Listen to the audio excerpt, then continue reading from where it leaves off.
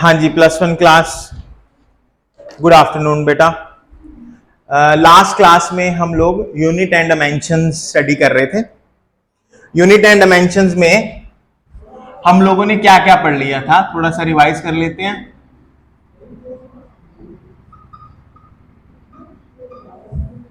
Unit and dimension में सबसे पहले हमने ये पढ़ा था कि जो यूनिट होते हैं वो दो तरह के यूनिट्स हमने स्टडी किए थे। 7 तो फंडामेंटल यूनिट्स होते हैं,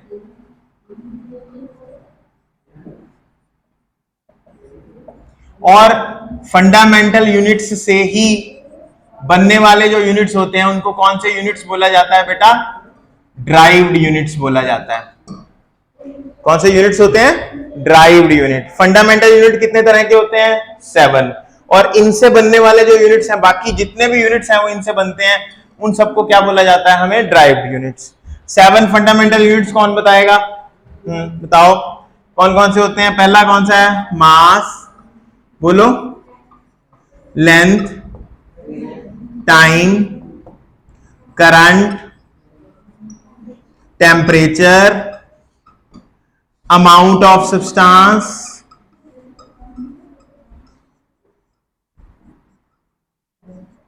उसके बाद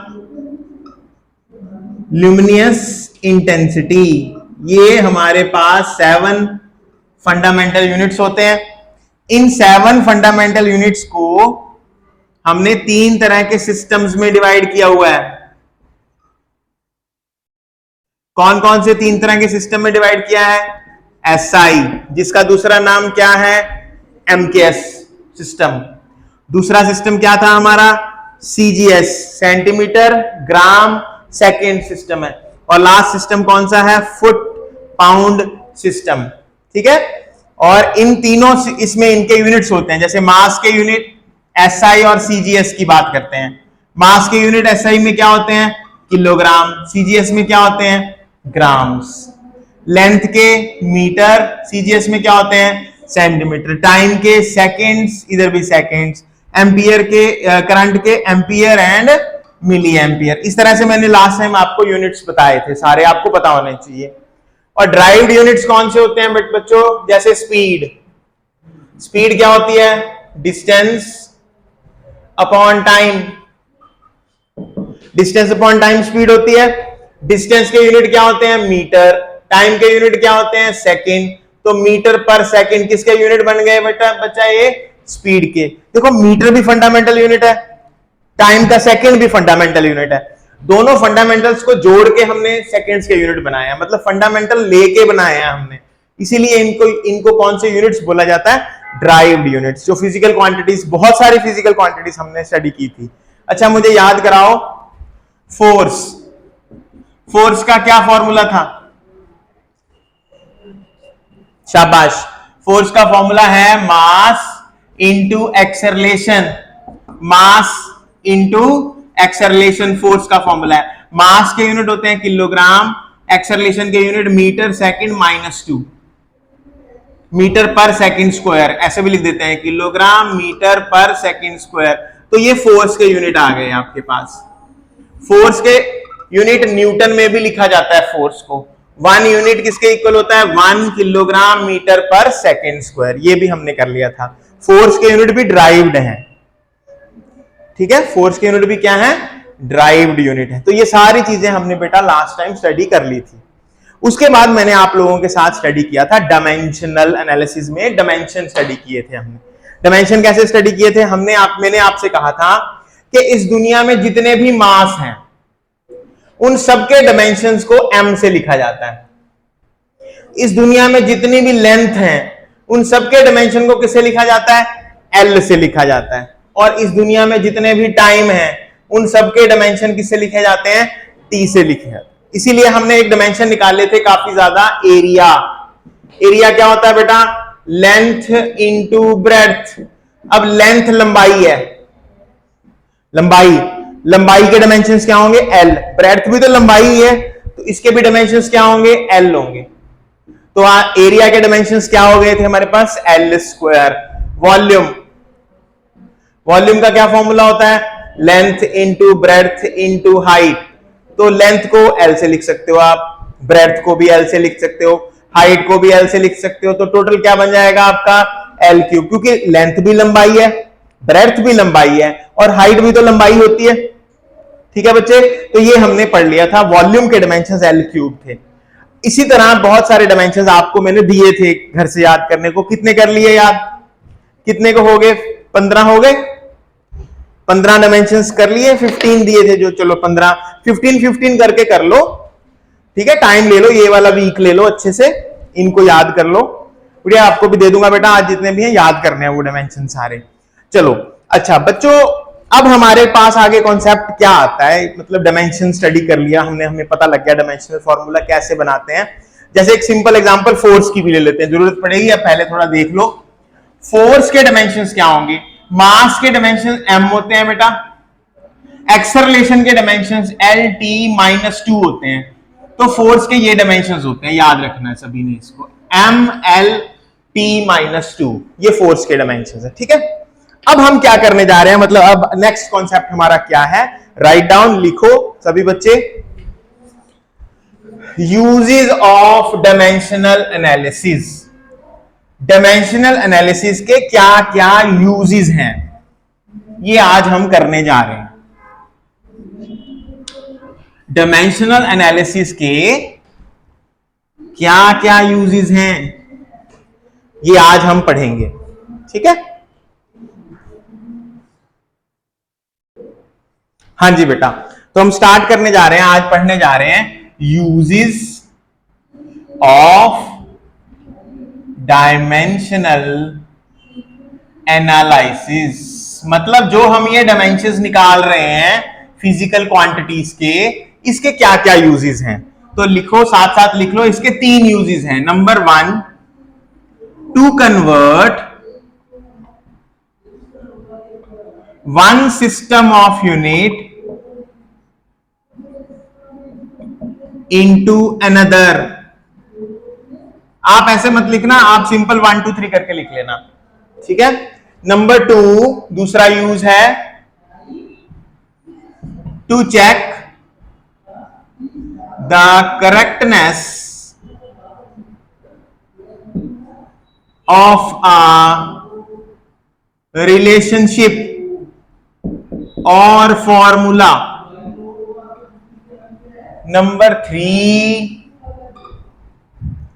टू ड्राइव अ रिलेशनशिप और फॉर्मूला।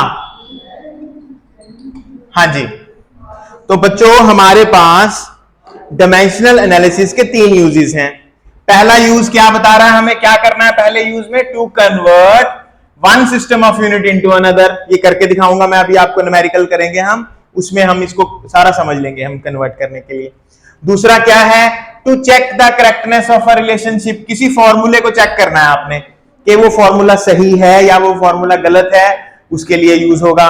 थर्ड, आप किसी फॉर्मूले को ड्राइव करना चाहते हैं बच्चों,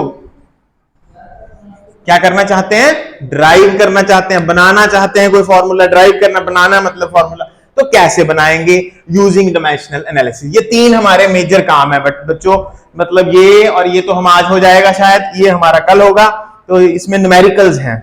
ठीक है, अब कैसे कन्वर्ट करना है, इसमें बहुत सारी चीजें हैं जो आपने समझनी है पहले, इसको समझने से पहले। ठीक है, पहला कॉन्सेप्ट समझो, मतलब ये मैं आपको कराने जा रहा हूं थोड़ा सा, इसमें हमने एक फॉर्मूला जनरेट करना है, उससे पहले मैं कुछ बातें आपके साथ करने जा रहा हूं, वो बातों पे आपने ध्यान देना है। ठीक है, ध्यान से सुनना, वही आंसर दे पाएगा जो चारों तरफ सोच पाएगा। चलो पहला कॉन्सेप्ट समझ लो। अब मैं ना बेटा एनर्जी की बात करता हूं, किसकी बात करता हूं, एनर्जी। पहला कॉन्सेप्ट बताने जा रहा हूं आपको, इसकी जरूरत पड़ेगी हमें, इस कॉन्सेप्ट की जरूरत पड़ेगी इसमें, इसलिए बता रहा हूं। एनर्जी के यूनिट्स को ना मैं 2 तरह से लिख रहा हूं, एक एसआई सिस्टम में लिख रहा हूं और दूसरा मैं सीजीएस सिस्टम में लिख रहा हूं। ठीक है, एसआई सिस्टम में एनर्जी वैसे तो 1 जाउल होती है बच्चों, सबको पता है, joules are the units of energy. लेकिन अगर इसको एसआई सिस्टम में लिखेंगे तो लिखेंगे 1 किलोग्राम मीटर स्क्वायर सेकंड -2। क्या होंगे यूनिट्स एनर्जी के? 1 kilogram metre square second minus 2, these are the units of energy. वैसे अगर आपको याद कराने के लिए बताऊं तो एनर्जी होती क्या है?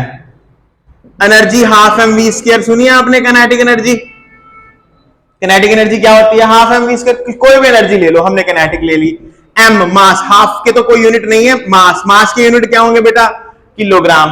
वेलोसिटी, वेलोसिटी या स्पीड के यूनिट क्या होते हैं? मीटर पर सेकंड का स्क्वायर कर दोगे आप, तो क्या बन जाएगा? Kilogram metre square second minus 2।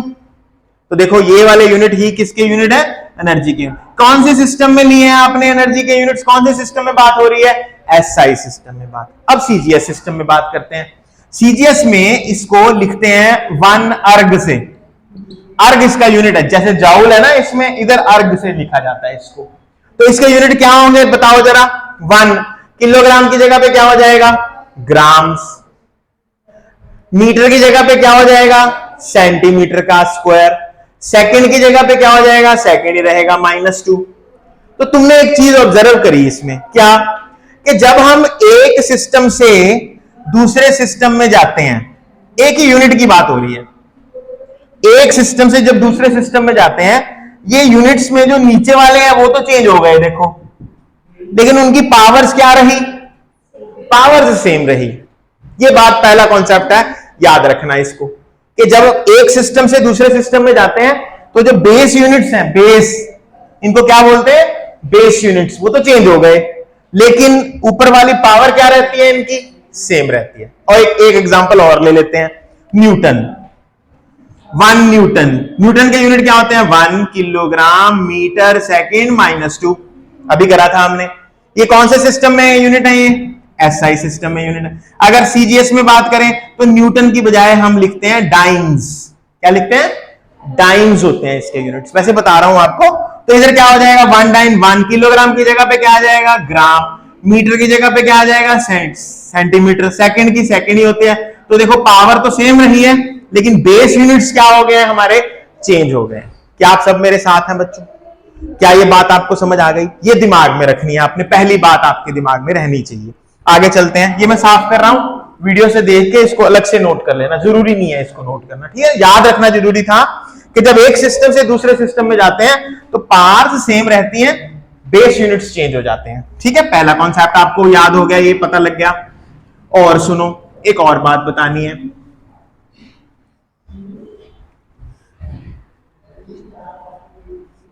देखते हैं ये चीज आप कैसे रिलेट कर पाओगे। देखो, अब मैं लिख रहा हूं N1 U1 is equal to N2 U2। ये क्या है? और एक इसके आगे एक और लाइन है, if N1 is less than N2 U1 is greater than U2। अब ये देखो, इसको मैं एक्चुअली में कहां से उठाई है ये बात, ध्यान से देखना। 1 किलोग्राम में कितने ग्राम्स होते हैं बच्चों? 1000 ग्राम्स, बिल्कुल सही। 1 किलोग्राम में 1000 ग्राम होते हैं। दोनों इक्वल हैं? दोनों इक्वल हैं। देखो, एक कम है किससे?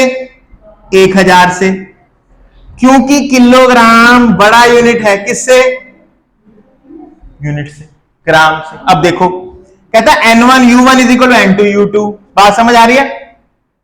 N1 है numerical value, N1 U1 is equal to N2 U2। अगर न्यूमेरिकल, अगर ये है ऐसे इक्वल है और पहले की न्यूमेरिकल वैल्यू दूसरे की न्यूमेरिकल वैल्यू से कम होगी, और उसका यूनिट क्या होगा? दूसरे यूनिट से बड़ा होगा। देखो, किलोग्राम किससे बड़ा है? ग्राम से। क्या ये बात आप रिलेट कर पा रहे हैं? आपस में हो रही है रिलेट? बेटा समझ आ रही है ये चीज? ये दोनों और इन दोनों को आपस में रिलेट कर पा रहे हो? 1 किलोग्राम, एक क्या है? न्यूमेरिकल वैल्यू, किलोग्राम क्या है? Unit. Numerical value unit equal to numerical value into unit of other system. ये कौन सा सिस्टम है? एसआई।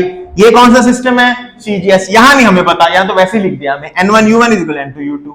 N1 क्या है? Numerical value in one system, N2 क्या है? Numerical value into other system. अगर N1 N2 से छोटा है, 1000 से छोटा है, तो तभी इक्वल हो सकते हैं अगर किलोग्राम ग्राम से क्या हो? बड़ा हो। क्या ये कॉन्सेप्ट आपको समझ आ गया? ये दूसरा कॉन्सेप्ट था। ये दोनों बुक में मतलब वैसे आपको पूछेगा कोई नहीं, पर पता होने चाहिए आपको, इसीलिए मैं बोल रहा हूं कि वीडियो में आपके पास है, आप इसको जब देखेंगे तो ये रिमाइंड रखनी है दोनों बातें। पहली बात, पहला कॉन्सेप्ट क्या बताया था मैंने आप लोगों को कि जब एक सिस्टम से हम दूसरे सिस्टम में जाते हैं तो बेस यूनिट्स बदल जाते हैं, पावर्स क्या रहती हैं, सेम रहती हैं। दूसरी बात, ये फॉर्मूले के बारे में बताना चाह रहा था, N1U1 = N2U2। ये समझ आ गया फॉर्मूला, एक सिस्टम को दूसरे सिस्टम से जोड़ रहा है ये फॉर्मूला। ओके, दोनों बातें आपको समझ आ गई। अब तीसरी बात करते हैं। तीसरा कॉन्सेप्ट क्या है, ध्यान दो, N1। क्या मैं U1 को ऐसे लिख सकता हूं, M1 to A, L1 to B, T1 to C, ऐसे लिख दिया मैंने, is equal to N2। N2 कैसे छोड़ दिया, M2 to A, L2 to B, T2 to C। देखो ये क्या किया है मैंने, वही चीज किया जो पहले बताई थी। जब हम एक सिस्टम से दूसरे सिस्टम में जाते हैं तो बेस तो चेंज हो गए, लेकिन पावर्स क्या रही, सेम। पावर्स क्या रही, सेम। तो एक से मैं दूसरे में गया हूं, ठीक है। अब मैं मान लो N2 निकालना चाहता हूं, तो N2 की वैल्यू क्या होगी, N1। ये पूरे के पूरे को इसके नीचे ले आऊं, M1 to A, L1 to B, T1 to C के नीचे ले आया मैं किसको, इस पूरे के पूरे को इधर ले आया। N2 निकाल रहे हैं ना हम, तो ये पूरे का पूरा नीचे आएगा, तो 2 वाला नीचे आया, M2 to A, L2 to B, T2 to C। हाँ जी, समझ आई ये बात। इसके बाद N2 का फॉर्मूला क्या बन जाएगा, N1 M1 over M2 की पावर क्या आ जाएगी, A। इन दोनों को इकट्ठे कर दिया, पावर A लिख दी। L1 over L2 की पावर क्या बन जाएगी बच्चों, B आ जाएगी, दोनों की पावर B है। T1 over T2 की पावर क्या बन जाएगी, C बन जाएगी। ये फॉर्मूला मैं बनाना चाहता था। ये फॉर्मूला क्या काम करता है, ये फॉर्मूला हेल्प करता है हमें। कब हेल्प करेगा ये, जब हम एक तरह से एक सिस्टम से दूसरे सिस्टम में जाएंगे। कैसे करेगा हेल्प, वो मैं अभी बताऊंगा आपको। फॉर्मूला ड्राइव कर दिया मैंने, ये आपने to convert one system of unit into another के नीचे अगर आपको कभी 1 नंबर या 2 नंबर पे क्वेश्चन आ जाता है, हाउ एक्सप्लेन दिस, तो ये इतना एक्सप्लेन करना है, जनरेट दिस फॉर्मूला। तो ये फॉर्मूला बताना कुछ नहीं, बस लिखना ही है ये सारा, ठीक है। What is M1 L1 T1, these are base units. What is M1 L1 T1, क्या है ये, बेस यूनिट्स हैं। कौन से सिस्टम में, इन सिस्टम 1। हमें नहीं पता कौन सा सिस्टम है, इधर सिस्टम 1 है, इधर सिस्टम 2 है, पता नहीं कौन सा है। इधर SI हो सकता है, इधर CGS हो सकता है, ये CGS हो सकता है, ये SI हो सकता है, हमें नहीं पता है, ठीक है। And what is M2 L2 T2, क्या है ये, these are base units of system 2। बिल्कुल ठीक, ये बेस यूनिट्स हैं, ठीक है। और what is A1 B1 C ABC, क्या है, ABC को बोला जाता है dimensions. What are ABC, dimensions. Parts of the base units are called dimensions. Basically अंदर से अगर कोई आपसे बात करे, बेटा आपकी कौन सी क्लास है, +2। आ जाओ इधर आओ, medical non medical, okay sir ये +2 का बच्चा है, मेडिकल का। अच्छा, हाँ जी, बुला लो।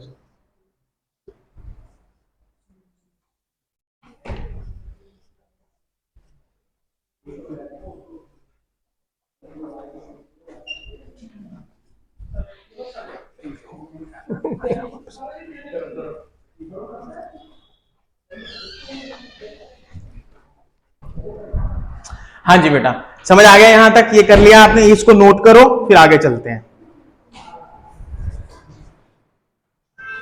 हाँ जी बेटा, तो हम फर्स्ट प्रॉपर्टी ही कर रहे हैं अभी।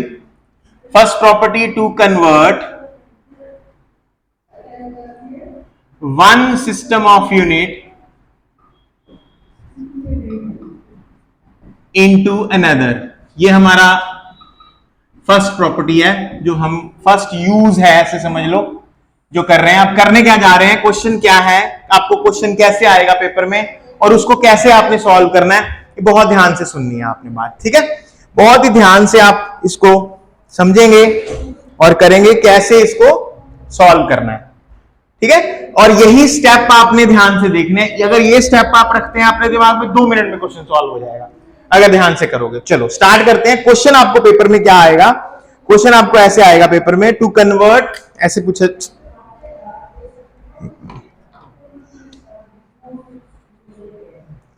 क्वेश्चन आएगा बेटा, convert 1 Newton into dash dance. क्या क्वेश्चन आया आपको, कन्वर्ट न्यूटन, 1 न्यूटन को, या 1 न्यूटन में कितने डाइन्स होते हैं, ये क्वेश्चन आया। तो सबसे पहले आप मुझे बताइए न्यूटन किसका यूनिट है, किसका यूनिट है बेटा, फोर्स का यूनिट है। सबसे पहले आपने देखना है यूनिट किसका है, ये फोर्स का यूनिट है। और फोर्स के डायमेंशंस क्या होते हैं पता होने चाहिए, यानी m l t - 2 फोर्स के डायमेंशन होते हैं, याद होनी चाहिए। डायमेंशंस नहीं याद होगी सवाल शुरू नहीं होगा। देखो पहली चीज डायमेंशन ही है। आगे चलते हैं, m की जो पावर होती है उसको a बोलते हैं बेटा, l की जो पावर होती है उसको b बोलते हैं, और t की जो पावर होती है उसको क्या बोलते हैं, c बोलते हैं। तो a b c की वैल्यू लिख ली, m की पावर a है ना, m की पावर 1 है तो a 1 आ गया, l की पावर भी 1 है तो b 1 आ गया, t की पावर c है तो c की वैल्यू क्या आ गई, -2, तो a b c की वैल्यू निकल गई। अच्छा ये क्या है, 1, ये जो है ये 1, ये बेसिकली आपको इसको इस चीज के इक्वल करना पड़ेगा, n1 u1 is equal to n2 u2। अब n1 दिया हुआ है 1, u1 हमारा पहला सिस्टम है। अब न्यूटन बेसिकली एसआई में आता है, किस में आता है, एसआई में, और u2 किस में आता है, हमारा डाइन्स, डाइन्स दूसरा सिस्टम है। डाइन्स कौन से सिस्टम में आता है, सीजीएस में आता है, ये पता होना चाहिए। अभी ये वाला कौन सा सिस्टम है, ये कौन सा सिस्टम है, इनके बेस यूनिट लिखने हैं हम लोगों ने, ठीक है। तो अच्छा n1 की वैल्यू कितनी दी हुई है, n1 की वैल्यू तो यहां पे लिख लो, n1 की वैल्यू कितनी दी हुई है बच्चों, 1 दी हुई है। देखो n1 u1 is equal to n2 की वैल्यू ही हमें जो है जो कैलकुलेट करनी है, n2 की वैल्यू क्या करनी है आपने, कैलकुलेट करनी है। समझ आ गई बच्चों, क्या कैलकुलेट करना पता लग गया। अच्छा एबीसी भी कैलकुलेट कर लिया। अब बेस यूनिट्स लिख लेते हैं, कौन से सिस्टम से कौन से सिस्टम में आपने जाना है, एसआई से सीजीएस में जाना है, तो इस तरफ लिख लेंगे एसआई और इस तरफ क्या लिख लेंगे, सीजीएस।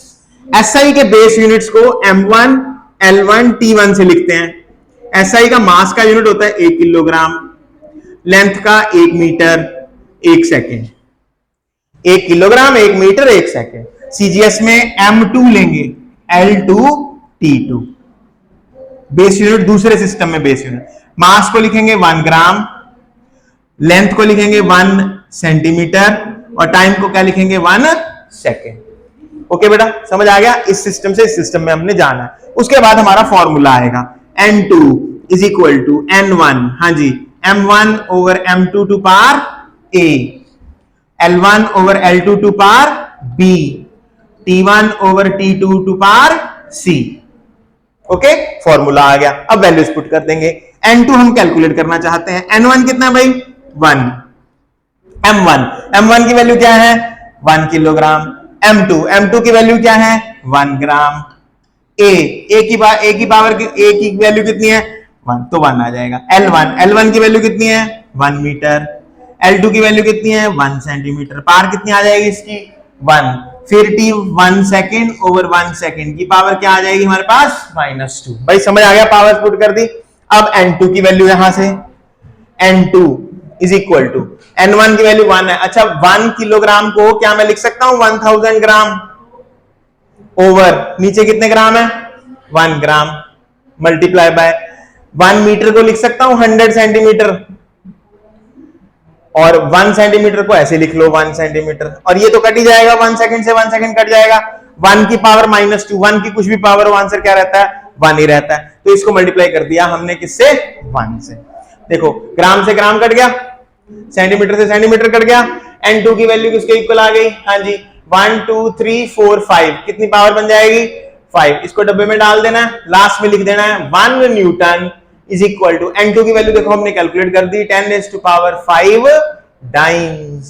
बच्चों समझ आ गया कैसे करना है, ठीक है। स्टेप ना बस भूलना जो मैंने बताया, स्टेप भूलोगे तो गड़बड़ हो जाएगी। इसको नोट करो, फिर अगला क्वेश्चन देता हूं आपको। हाँ जी बेटा ये अगला क्वेश्चन है, इसमें आप लोगों ने क्या किया है, 1 जाउल को अर्ग्स में चेंज किया है। 1 जाउल इंटू अर्ग, सोल्यूशन आपके सामने है, इसको आप देख के नोट कर सकते हैं। कोशिश करें इसको अपने आप करें। पहले convert 1 joule into dash ergs, तो उसके लिए क्वेश्चन पूरा हमने सॉल्व कर दिया। तो 2 क्वेश्चन हमने कर लिए, बाकी मैं असाइनमेंट दूंगा आपको, उसमें भी क्वेश्चंस हैं, वो भी करने हैं। 5-6 क्वेश्चन आज दूंगा आप लोगों को, इसको अच्छे से प्रैक्टिस करनी है घर से। तो इसमें द फर्स्ट सिस्टम, पहला जो यूज है to convert one system of unit into another, ये हमने कर लिया बेटा। कैसे कन्वर्ट करते हैं, एक से दूसरे में कैसे जाते हैं, ठीक है। कोई दिक्कत तो नहीं, कोई परेशानी, ठीक है। जल्दी करना है, अगर आप लोगों ने क्विक करना चाहते हैं, फटाफट पता करना चाहते हैं कि 1 न्यूटन में कितने अर्ग्स होते हैं, तो सॉरी 1 जाउल्स में कितने अर्ग होते हैं, तो जाउल तो आपको पता है कितना होता है, किलोग्राम मीटर सेकंड -2। तो यहीं पे भी कन्वर्ट कर सकते हो वैसे देखने के लिए, ग्राम्स 1000, ग्राम सेंटीमीटर को किसमें चेंज करोगे, सेंटीमीटर में, तो 100 का क्या कर दोगे, स्क्वायर इंटू सेंटीमीटर स्क्वायर, और सेकंड क्या कर दोगे, -2। तो देखो 3 और 4 यहां से आगे 7 हो गए, 10⁻⁷ ग्राम सेंटीमीटर -2 सेकंड -2, ये अर्ग होता है। तो 10⁻⁷ अर्ग्स आ गया। ऐसे भी कर सकते हो, मतलब इसको ब्रेक करके भी कर सकते हो। अगर ये याद है, इसको ब्रेक करके दिमाग में जल्दी आंसर आ जाएगा। ये है ऑब्जेक्टिव वगैरह के लिए करने के लिए। ये आपको पेपर में जैसे 3 नंबर का क्वेश्चन आ गया, to convert 1 joule into dash ergs, तो ये पूरा फिर लिख के करना पड़ेगा आपको, ये फॉर्मूला बीच में लगाना पड़ेगा। ये conversion of one system into another, ये काम का है, ठीक है। दोनों तरीकों से आना चाहिए, 1 नंबर में आ जाए तो ऐसे कर लो, अगर पूरा 3 नंबर में आ जाए तो इस तरह से कर लो, ठीक है। अब लिखो, राइट डाउन नेक्स्ट हमारे पास, to check the correctness of a relationship. Second use,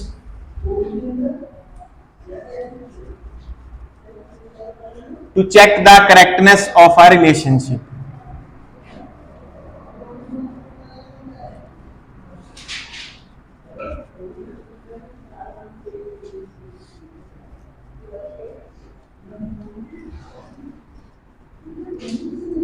लिखो, इसमें एक प्रिंसिपल लिखना है आप लोगों ने, मतलब एक प्रिंसिपल इसके यूज आता है।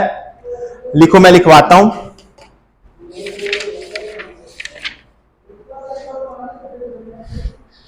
लिखो, क्वेश्चन की फॉर्म में लिखना, ऐसे स्टार डाल के क्वेश्चन बना लो। Define the principle of homogeneity of dimensions.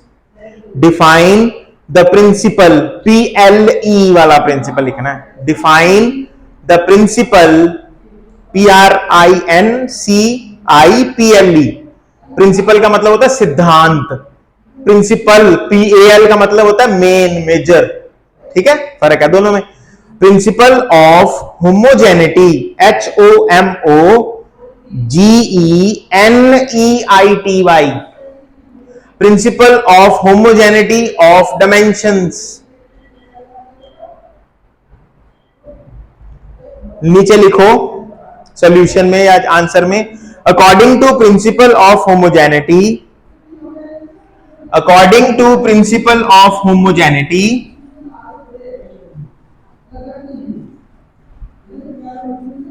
for a formula to be dimensionally correct, for a formula to be dimensionally correct,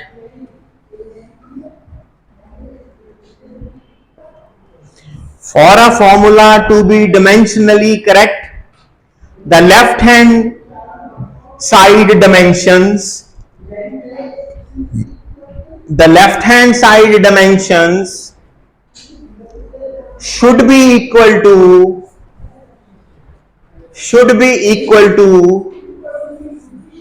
the dimensions on the right hand side, should be equal to the dimensions on the right hand side.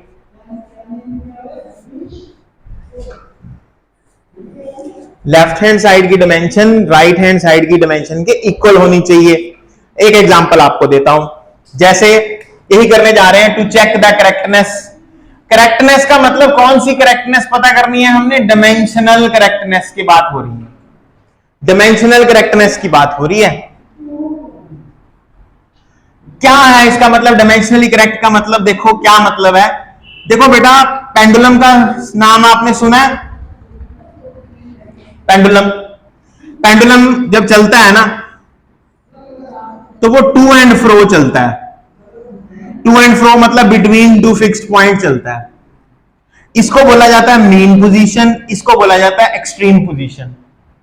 जब pendulum को आप चलाते हो तो वो ऐसे ऐसे मतलब पेंडुलम के चलने को ना हम पेंडुलम कितनी देर में अपनी एक ऑसिलेशन कंप्लीट करता है उसके टाइम को टाइम पीरियड ऑफ पेंडुलम बोलते हैं। मतलब मान लो पेंडुलम चल रहा है, हमने यहां से शुरू किया, मीन से गया एक्सट्रीम, एक्सट्रीम से गया दूसरे एक्सट्रीम, एक्सट्रीम से आ गया मीन, फिर मीन से कहां गया एक्सट्रीम, एक्सट्रीम से गया दूसरे एक्सट्रीम, एक्सट्रीम से मीन। देखो रिपीट कर रहे हैं ना, फिर गया मीन से एक्सट्रीम, एक्सट्रीम से दूसरे एक्सट्रीम, एक्सट्रीम से आ गया मीन। ऐसे चल रहा है पेंडुलम। एक, दो, तीन, चार, पांच, ये जो मैं एक, दो, तीन, चार, पांच गिन रहा हूं, इस एक को बोलते हैं वन ऑसिलेशन ऑफ पेंडुलम। क्या बोलते हैं इसको? One oscillation of pendulum. इसके जो जितना ये टाइम ले रहा है पेंडुलम, मीन से एक्सट्रीम, एक्सट्रीम से दूसरी एक्सट्रीम, एक्सट्रीम से मीन, ये जो टाइम ले रहा है इसको बोलते हैं टाइम पीरियड ऑफ पेंडुलम।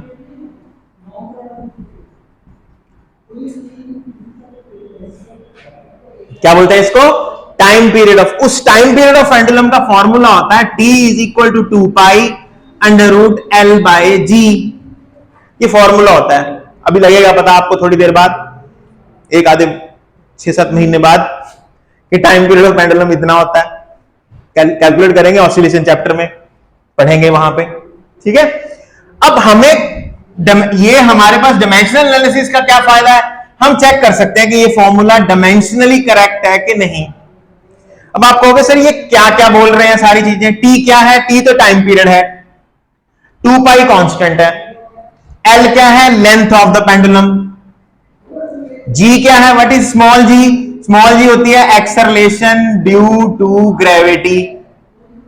इसकी वैल्यू कितनी होती है? 9.8 मीटर पर सेकंड स्क्वायर। पढ़ा होगा आपने 9th 10th कभी ना कभी, ये पता है आप लोगों को।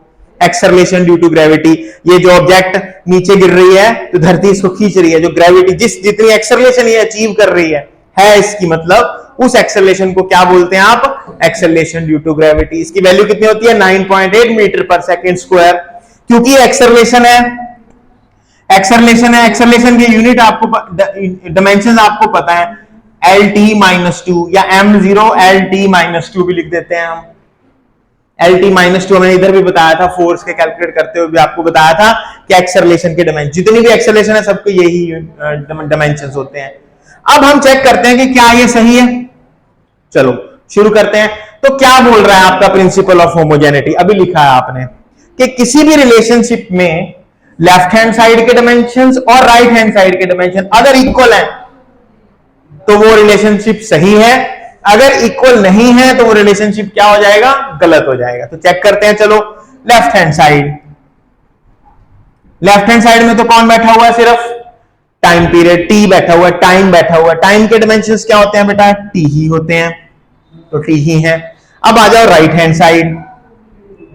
राइट हैंड साइड क्या होता है? 2 pi under root L by G. चलो 2 पाई के कोई डायमेंशन नहीं होते, छोड़ दो इसको। लेंथ, लेंथ के डायमेंशन क्या होते हैं बेटा? L होते हैं। G acceleration due to gravity, acceleration due to gravity के डायमेंशंस क्या होते हैं? LT-2। M0 लिखने की जरूरत नहीं है, L से L कट गया। T-2 जब ऊपर जाएगा तो क्या बन जाएगा? T-2 ऊपर जाएगा तो क्या हो जाएगा? +2 हो जाएगा।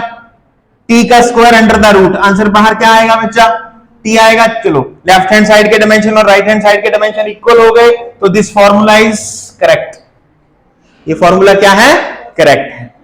क्या ये कॉन्सेप्ट आपको समझ आ गया? Left hand side right hand side के डायमेंशन पर 2 नंबर का क्वेश्चन आता पेपर में, आराम से हो जाएगा आप लोगों को। लिखो जल्दी से, नोट करो, फिर आगे चलते हैं। हाँ जी बच्चों, ये मैंने आपको एक फॉर्मूला दिया है, अभी 2 मिनट है आपके पास, चेक करो क्या ये सही है या गलत है। ये फॉर्मूला क्या क्या है? इस तरफ स्पीड है, L लेंथ है, P प्रेशर है, रो डेंसिटी है। चेक करो क्या ये फॉर्मूला सही है। ठीक है, इनके डायमेंशंस आप बुक में से या मुझसे भी पूछ सकते हैं अगर कोई नहीं पता तो।